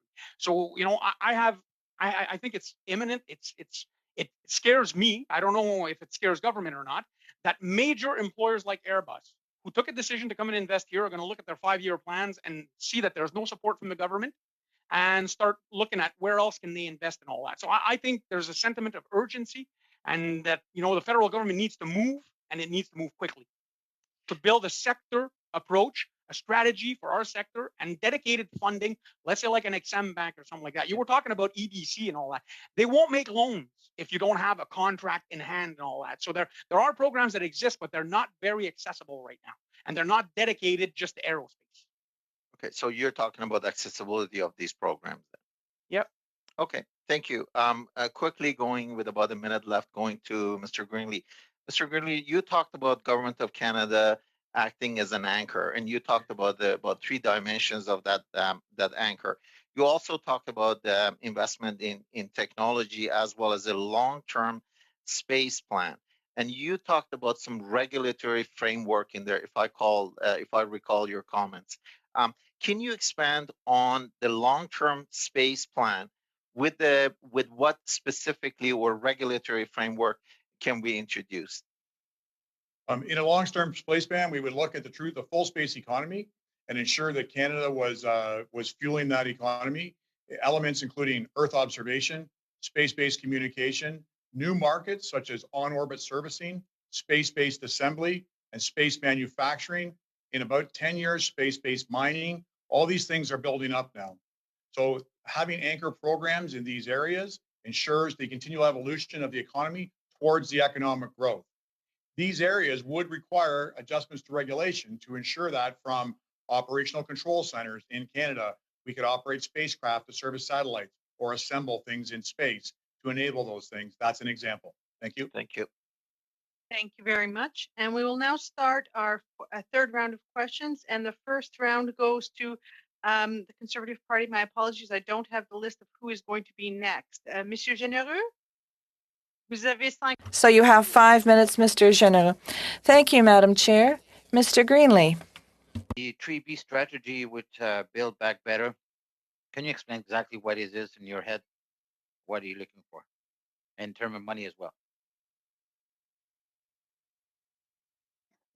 Specifically, there are anchor programs that people could invest in now. Like if you take something like MDA's Next Generation Earth Observation Satellite, where the customer will become a buyer of that, there could be pre-buy of that capability, like happened on RadarSat 2. There is a notion of the next generation space-based communications to support 5G networks from space.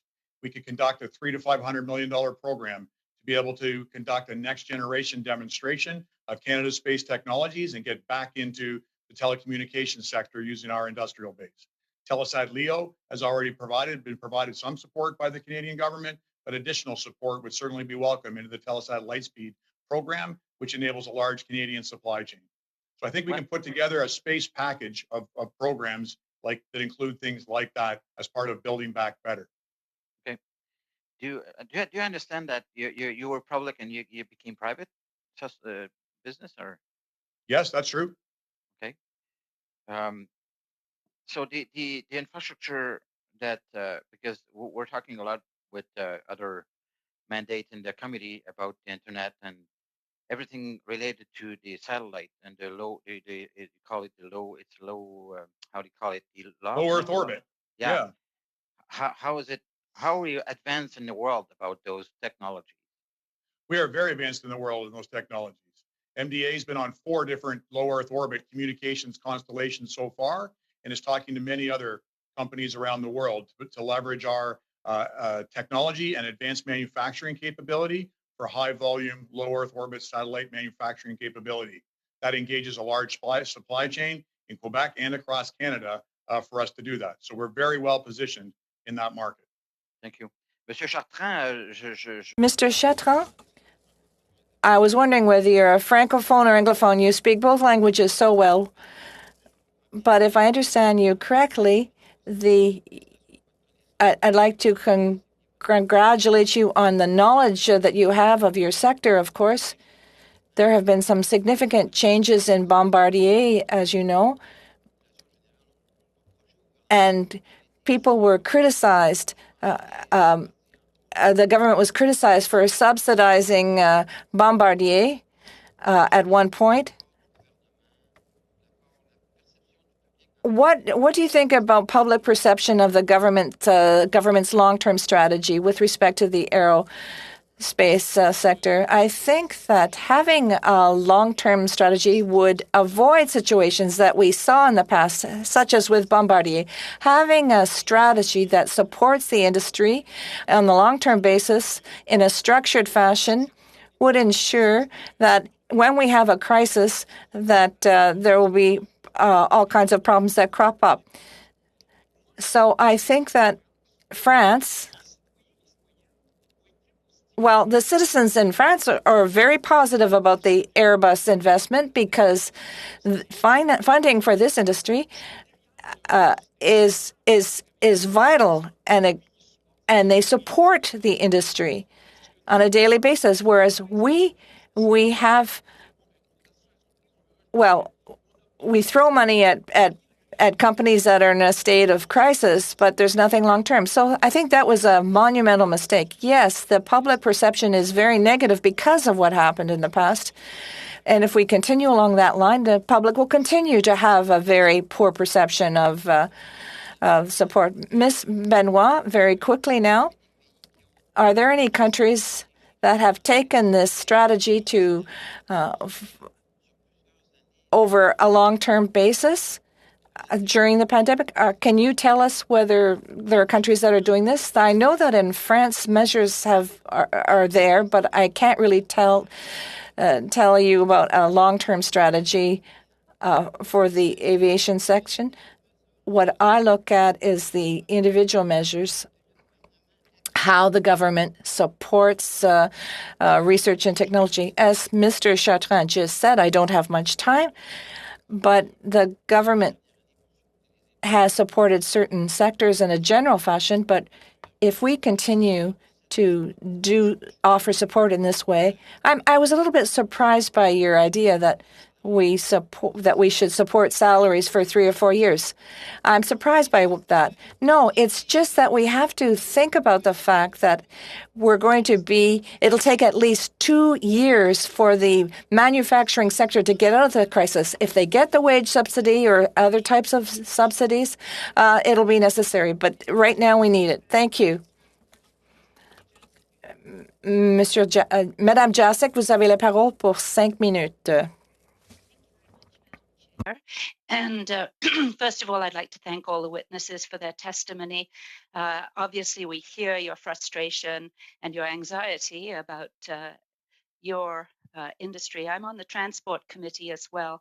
And so we have been studying the whole aspect of the impact of COVID-19 on your industry. And you've alluded to the fact that you had some issues even previously to the pandemic. Monsieur Chartrand, I would like to ask you, when you came to Transport Committee back in January, your association did, there was a question about how the Canada Emergency Wage Subsidy had been used to maintain employment. And I believe there was some question as to whether all employers were taking full advantage of that program. Could you elaborate? They are not. I have to be honest. There a lot of the small and medium businesses are using it. Some of the major ones, like Air Canada, is not, or they're partially using it. There hasn't been, obligations put on the employers to use it and to keep people employed and work. And I believe that's what the CEWS was for initially. It was to make sure that we kept people employed at work and all that. The why, knowing that it will take a long time to recover in that industry, as Madame Benoit has said, many of these employers, such as Air Canada, have decided that since there were people that were going to be on furlough for a year to 2 years, they simply didn't want to pay the difference. They were getting a wage subsidy for 75%. They didn't want to pay the additional 25% or the benefits and things like that are attached with a collective bargaining agreement. So, no, it is extremely important that we continue the program, not to lose our talents, make sure that people stay and work in the small and medium enterprises, and that there's like maybe a merge of two different programs, but the wage subsidy is important. It has helped. I can't say that it hasn't. I think it should be maintained, but there needs to be more sector-specific aid to the employers to make sure that they can, support their people at work, have new projects for people to work on and all that, like Suzanne was saying, for green energy. And, if we don't support the employers and all that, we're going to lose those talents, and then employers won't be interested in investing here in Canada. Yes, certainly during the Transport Committee, we've learned that the federal government has supported the industry writ large to some tune of $2 billion when it comes to queues, when it comes to support for airports, regional routes, and so on. So I'm asking you, Monsieur Chartrand, you've talked about a national labor strategy, even potentially the opportunity for repatriation of skilled employees and so on. Have you costed out what such a labor strategy would look like? You've talked about apprenticeships, et cetera, et cetera. Any dollar figures that you've come up with? No, I don't have that information. I didn't cost it out there, but I'm sorry about that. I don't have the information. Would anyone in your association have done such an analysis? Because it could be very useful for us. I will look into that and I'll get back to you. If we could have it sent by some opportunity, that would be great. Absolutely. Now, Madame Benoit, you've made it clear that the super cluster strategy of our government has not somehow benefited the aerospace industry. Could you sort of elaborate what you would see as improvements to that strategy?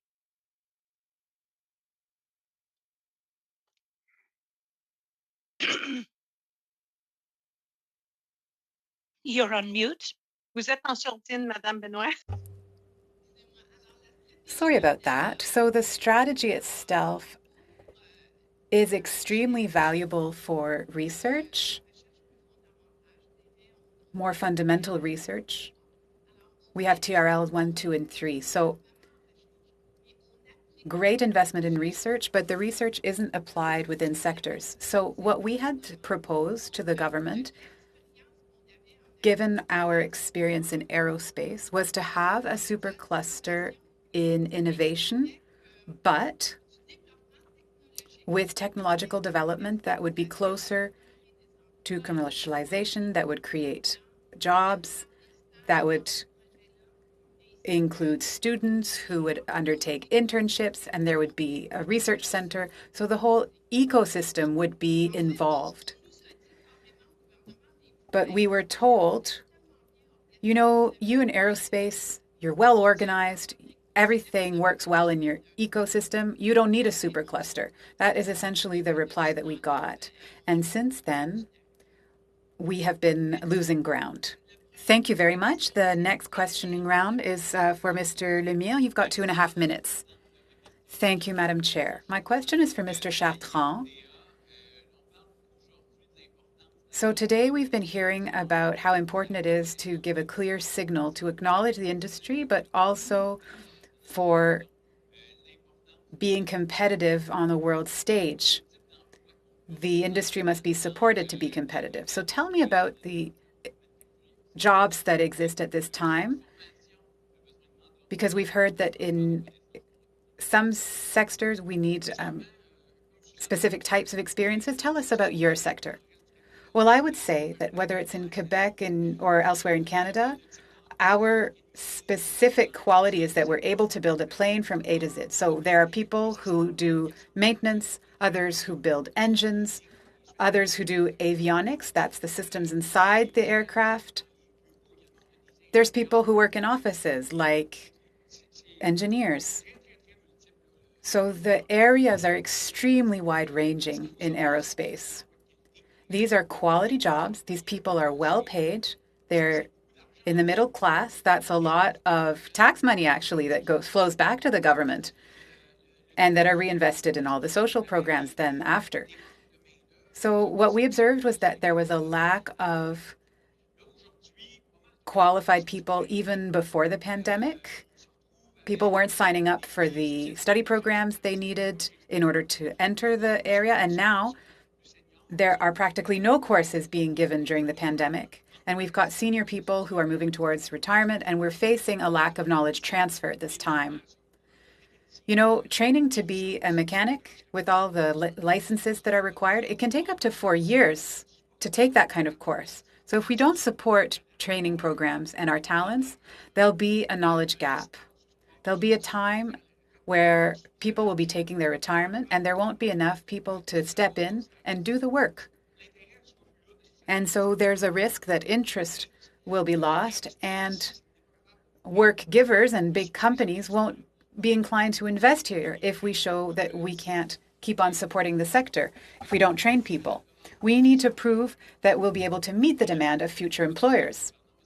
And perhaps a yes/no question now. Do you feel that your industry has a massive impact on small and medium-sized companies, specifically in terms of a green growth?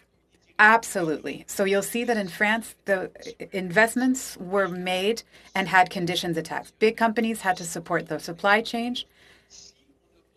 and had to support SMEs.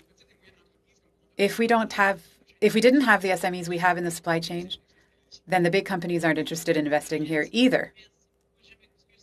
Thank you. I am so sorry to cut you off, but that's all the time we had. MP Garrison, you have the floor for 2.5 minutes. Thank you very much, Madam Chair. I want to return to the question of a lack of sector-specific strategy because we have a similar problem in tourism, which is very important on my riding, where tourism is about to lose another summer strategy. And the link between these two, for me, is one that's been emphasized by my colleague Taylor Backrack, who's the member for Skeena-Bulkley Valley in northern British Columbia, and that's the potential loss of small regional airlines. And if these airlines are lost, they're unlikely to come back. And that has big economic implications for regional economies. It has big healthcare implications in terms of access to services when people need to travel. But I guess I'd like to ask Mr. Chartrand, quite often people just think about maybe the pilots and flight attendants, but there's a lot of other people involved in small regional airlines in the back of office functions, in maintenance and supply and all of those areas. So can you talk a bit about the consequences of the loss of regional airlines? the airport is a community, and we can't forget that. And we talk about, like you say, the pilots and the people who are on the aircraft servicing passengers and things like that, but there's everything that goes around it. There's small communities within the airports. There's people who are baggage handlers. There's people who are customer service agents and representatives. There's concession stands inside of the airports. There's screeners who check, for security for people getting onto airplanes and all that. So there's a multitude of jobs that we don't talk about. We talk about the mechanics. We talk about the people who make the airplane fly. But there's all the bustle and the hustle around those communities. And regional routes are going to be very important, because if big large carriers decide not to serve regional routes like right now, like what's happening right now, the prices are going to be out of control. When it goes to certain private industries, to be able to travel from point A to point B is going to cost a fortune. Within Canada, so it's real important to support regional routes. Great. Thank you very much, Madam Chair. Thank you very much. And our next round of questions goes to the Conservative Party. Again, my apologies. I'm not sure. Oh, MP Baldinelli, I believe you're up. You have 5 minutes. Hi, thank you, Madam Chair. And I just want to follow up on some of the questions that dealt with the procurement issue. And I think my colleague, Mr. Garrison, had raised it. And it relates in terms of how the sector goes about doing its planning processes, how it needs certainty moving forward. And yet we've got a procurement process in Canada which is long in delay and short in results. And so how, from an association in an aerospace sector, the need to improve the procurement process, in fact, enlarge it to include more in small and medium-sized enterprises, is something that I think is vital. And I was just wondering if people had some comments on that. I might have a comment on that. Sure, go ahead, Mr. Chartrand. When we talk about an aerospace strategy, the reason we want a strategy like that is to include a procurement strategy inside of that also. We have the benefit, just to take the example of the fighter jet. That fighter jet has supposed to have been replaced over 20 years ago. We've made that plane last, and I represent the members at L3 who do the repair and overhaul of that aircraft. And we were supposed to replace that plane over 20 years ago. It's long overdue. And like you say, it's a very long process. Economic, industrial, benefits, real important. We have to have a strategy where there is some Canadian content, so there's predictability, and we're able to support our small and medium businesses. So I don't understand why the United States could do it, China can do it, France can do it. They can all put a certain content of their country, making sure that the small and medium businesses stay supported and have some work. We have leverage. We're not going to build an airplane, a fighter jet A to Z, but we have leverage with this negotiation where there are parts for those airplanes that we can build, and we can build them for the whole fleet of airplanes, whether it be a Lockheed Martin, a Boeing, or any other company. We have resources, and we're able to do that. So, I think that government-wise, we need to negotiate smarter. We need to make sure we have the maximum benefits possible for Canada here. And that goes through a procurement strategy, and it would go inside of an aerospace strategy also for Canada. Because we don't just have the fighter jets to buy. We've purchased helicopters. We've got the refueling planes right now that they're looking at to replace the old Boeing model. And, we've got the A220, which is a plane that could do that. We've got, so I'm plugging Airbus right now. But thank you for your comments, Mr. Chartrand. I was just wondering others, because I think your key word is predictability. And how does a firm make its plans going forward if it can't tell if the government's going to be able to make a decision in 1 year, 2 year, 3 years, and then subsequently 5 years? I mean, we're still on the fighter aircraft procurement. 20 years. 20 years. Well, if I remember, I think the procurement process for the CF-18s began in 1979 with Joe Clark, which was then Pierre Elliott Trudeau started that process. We're still flying those jets. And it goes back that long. So, I mean, from that standpoint, again, maybe Mr. Mueller, from your end, I mean, the whole aspect from Vision 2025, you talk about procurement as being one of the sectors of priority. So if you could expand on that, maybe? So maybe just in the context of COVID-19, we see a real opportunity to use defense procurement, space procurement as a real driver to help lead Canada out of an economic malaise that we find ourselves in with respect to COVID-19. So with respect to COVID, there's a real opportunity there on the defense procurement, space procurement side.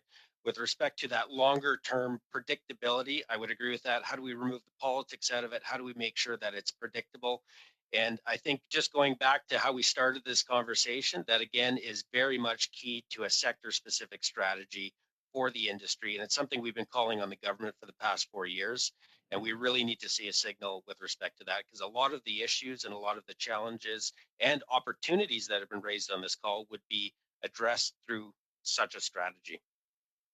No, and thank you again. Going back to your document on 2025, you address the whole issue of innovation, and we've talked about green technologies and so on. And so, what more can the government do to foster that kind of environment where the research and development can take place here, so that those jobs can then be created in Canada to create those green technologies?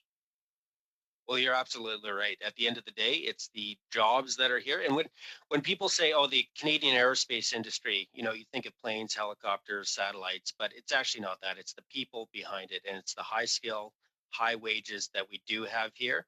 And I would agree, we need that sector strategy to be in place to ensure that we retain those good paychecks that are across the country in every single region from Victoria to Newfoundland and into the north. And I would, if there's one item or one idea I could impress upon the committee, is the need for that sector specific strategy that encompasses everything.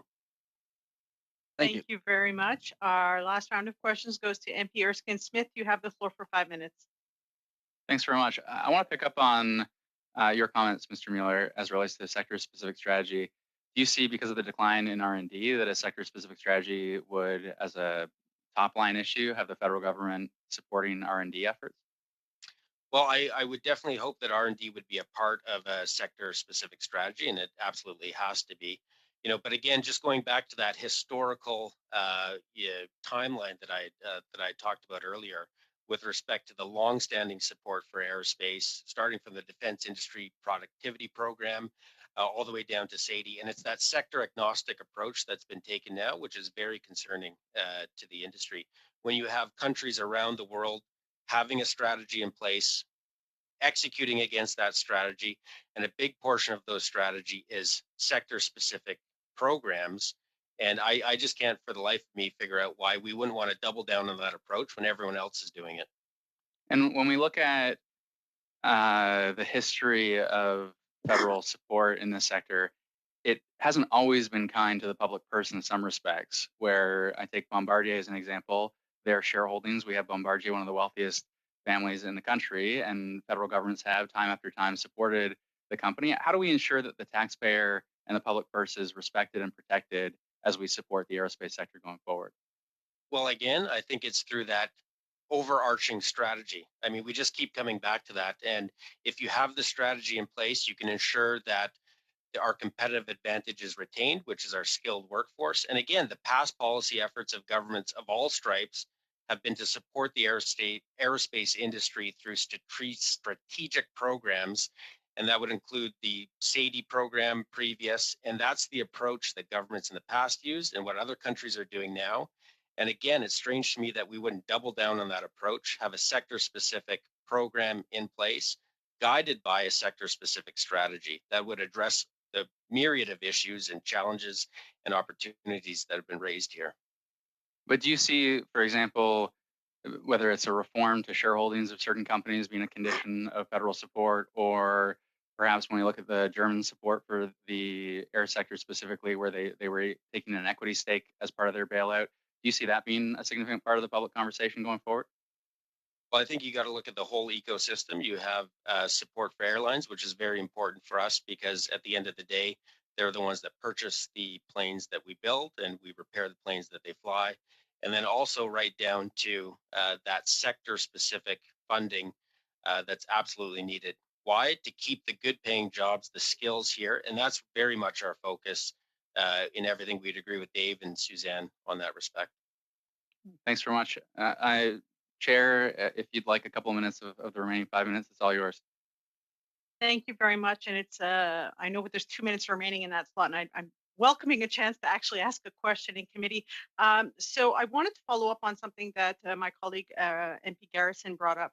And Mr. Mueller, perhaps you can talk a little bit about this with respect to strong, secure, engaged. The defense policy that was brought in a few years back in 2017, I believe, there is dedicated costed out funding for the strategic fighter program. You mentioned a little bit about that. Can you talk about the opportunities that that is going to bring Canada in terms of our economic recovery? When we talk about the North Warning System, I know we need to have that conversation about replacing it, the fighter jet program. These are opportunities for Canada to invest heavily, and we've made the commitment to do so, but also to create good paying jobs and in-service support for many years to come, because we have a habit of keeping our assets in defense for a long time. If you can elaborate a little bit about that, that would be great. Thanks. Oh, absolutely. And again, I'm not going to comment on a specific procurement and different companies bidding there, but I would agree. We've been advocating for action to, again, maximize defense procurement, government partnerships to drive industrial growth.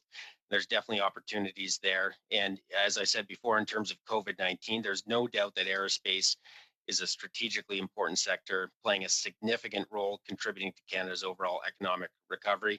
And again, that's the message we've been giving to government and to you as parliamentarians, calling for the acceleration of planned program spending in defense and space to ensure that we can contribute to that economic recovery. Because as I said before, 80% of what we produce is exported, and there's a real opportunity there. Thank you very much. And with that, that is our time for today. I'd like to thank all the witnesses for your excellent assistance today. Merci beaucoup pour votre assistance. Thank you for your assistance. Thank you for your testimony, which is very helpful for us. We truly appreciate the time you've given us and your wisdom in this file. Thank again our excellent translators and our IT crew for getting the echo to stop at the beginning of that meeting. And of course, to our clerk and analyst, thank you for everything that we're doing. With that, we will call this meeting adjourned. Thank you. Merci beaucoup.